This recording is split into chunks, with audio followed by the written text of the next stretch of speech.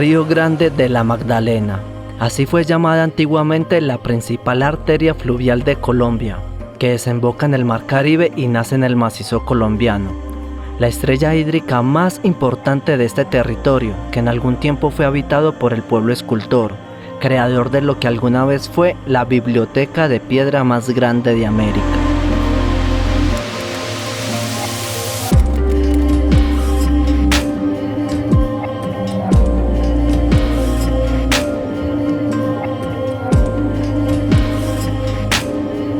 Hace entre 70.000 y 30.000 años, las conexiones internas del cerebro de los sapiens sufrieron mutaciones genéticas accidentales, dando origen a la revolución cognitiva. Desde ese momento fue que comenzamos a hacer cosas muy especiales: arte, ciencia y religión.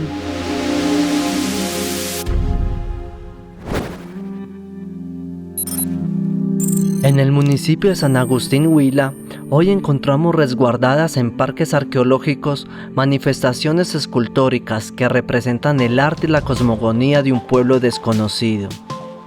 Pero a pesar de que sus estatuas guarden silencio, los mitos antiguos del planeta todavía nos hablan y podemos utilizar su voz para iluminar la fuerza y el significado de estas obras del pueblo escultor. Algunos de estos mitos antiguos nos explican y describen el universo y el sentido de nosotros los seres humanos y nuestro lugar dentro del todo. Aunque el mundo de los pueblos prehispánicos iba a ser muy diferente para los europeos recién llegados. Raigón de Santa Gertrudis dice que muchas de las figuras se parecen al diablo, ¿no? Sí, no había visto ese tipo de figuras en ninguna parte del mundo, cosas de esas, y para ese entonces pues era rarísimo, porque este es un mundo diferente al mundo europeo, y entonces es un ser humano que piensa diferente como pensaban en Europa, ¿no? Entonces, pues, por eso las figuras hacen una relación, digamos, con el entorno donde están, ¿sí? Y representan por lo general mitos de origen. Vamos a hablar un poquito de a ver qué podemos ver de sustancia en la estatuaría. Y pues nos interesa saber también el enfoque de la mitología, porque como hemos hablado antes, el alcance científico casi nunca rinde un texto con corazón, y a lo mejor por el lado mitológico se puede alcanzar a entender algo que no llega por estudiar los huesos y las ollas cerámicas. Y como la historia es impermanente y paradójica, como todo lo que existe en el universo, poder estudiar la simbología y la narrativa mitológica del pueblo escultor no se hubiera podido dar sin la intervención de la primera gran exploración científica, para algunos, o un vulgar saqueo para otros. Esta expedición fue dirigida por Konrad Theodor Preus. Es el alemán que robó hace un siglo y llevó toda la estatuaría que está en las bodegas del museo en Berlín y que no devuelven todavía a Colombia. Ese señor precisamente fue un etnólogo y no un arqueólogo, y por más que su presencia aquí fue desastroso en San Agustín, porque resultó simplemente llevando un resto de estatuas a Europa de donde nunca han vuelto, pero su texto nos muestra sus enseñanzas en etnología. Él ha estudiado los tribus vivientes, estudió con tribus de la selva y de la Sierra Nevada aquí en Colombia, y él sí abre la puerta a este estudio de la material etnológico para entender estas estatuas tan antiguas. Entonces Preus aplica eso en una forma muy válida, y hay que darle gracias a este ladrón por ese hecho. Pero si queremos dar al ladrón un gracias, ahí está su gracias, ¿no? Pero reconstruir todo este tejido simbólico y narrativo requiere de la dedicación y el trabajo de muchas voluntades. David Dellenbach, junto con su esposa, Marta Gil, son dos de estas personas que han dedicado sus esfuerzos en el estudio y conservación de las estatuas del pueblo escultor. He podido hacer algo que puede ser valioso desde el punto de vista de algunos, porque haber hecho el catálogo de todas las imágenes que tenemos de esta gente me permitió organizarla y analizarla y categorizarla y ponerlo junto en formas que uno no tiene si no tiene ese material básico que Colombia nunca había producido en una forma adecuada antes de que lo hice yo. Entonces, por esa forma yo puedo sacar muchas informaciones sobre las imágenes y la iconografía. ¿Cuáles son las conexiones? Si yo veo algo aquí y lo veo en este sitio a la derecha, pero no a este sitio en la izquierda, parece que aquí en el centro tenía algún vínculo con los de la derecha que no tenía con los de la izquierda. Es evidente, y eso uno puede aplicar ese principio por estudiar la iconografía de toda la estatuaría de Sudamérica, Bolivia, Perú, Argentina, Chile, Ecuador, etcétera, etcétera, y también con Mesoamérica, con Centroamérica, con Guatemala, con México, incluso con lo que hoy es Estados Unidos. Uno va a llegar a entender conexiones entre varias facetas de la iconografía de la estatuaría del pueblo escultor con definidos otras culturas de la historia de Latinoamérica y en otras partes. Por ejemplo, aquí en América hay que analizar, por ejemplo, todo lo que tiene que ver con el mundo de los olmecas, por ejemplo.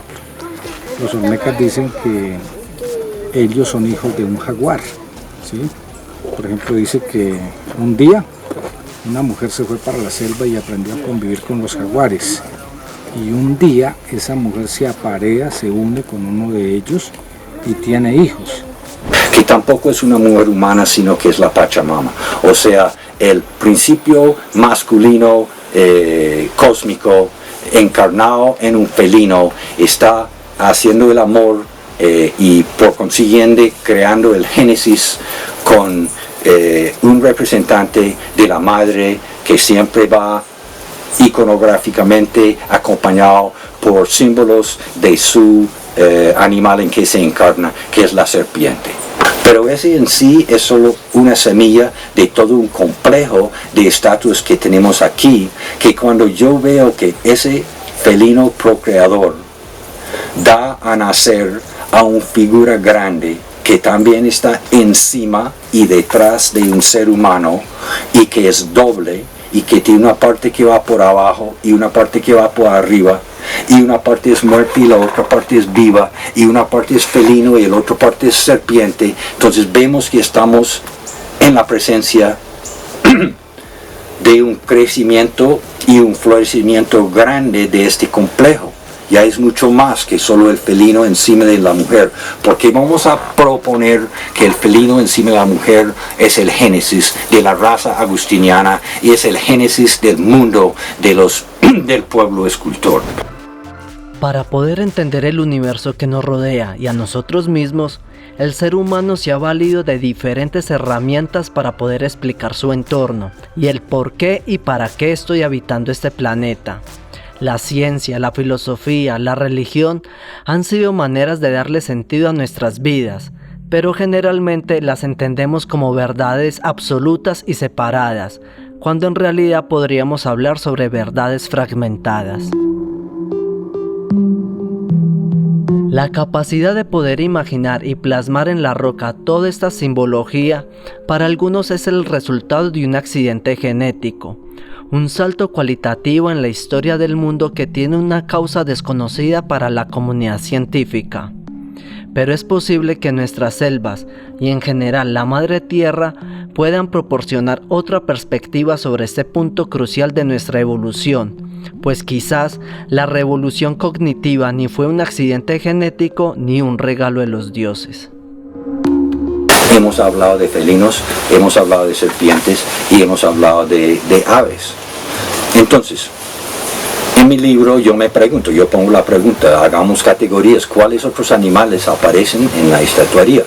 Y el hecho es que esta gente no buscaba retratar todos los animales que conocían en la estatuaria y tampoco es que tenían un alfabeto extenso de simbología conectado con los animales. Pero cuando llegamos a tallar piedras y ponerlos dentro de los recintos subterráneos más importantes, no eres simplemente vi un oso hormiguero ayer, voy a retratar un oso hormiguero, no es así. Entonces el hecho de que el oso hormiguero tiene mucho sentido para ellos y todos lo conocen y saben sus hábitos y saben qué representa, y en su cultura es importante lo que representa el oso hormiguero, pero eso no quiere decir, como muchos otros animales, pero eso no quiere decir que va a aparecer en la estatuaria, porque la estatuaria es todo una obra de representar imágenes del mundo alterado, accedido por el uso de sustancias psicotrópicas. Los seres humanos vivimos basados en ficciones selectas. Nuestra visión de la realidad está condicionada por nuestra posición en el espacio y en el tiempo, pero el uso de plantas sagradas permite poder entrar en el mundo espiritual, donde los límites se desvanecen. Así, la relación del felino, la serpiente, el humano y las estrellas adquieren sentido. Y existe un lugar en Colombia donde el mito, las plantas y las estrellas se encuentran. El Chiribiquete es el punto clave, digamos, de la investigación, porque es un punto neurálgico muy interesante, que ahí tiene fases de nomadismo allí, del periodo arcaico, por encima de 21.000 años antes del año cero, ¿no? Entonces estos grupos realmente lo que ellos analizan o analizaron fue esa constelación de Orión, ¿sí? Que es el cazador. Pero en ese caso, para estos grupos existentes y esos que ya fueron desapareciendo gradualmente allá, es la constelación pero del jaguar.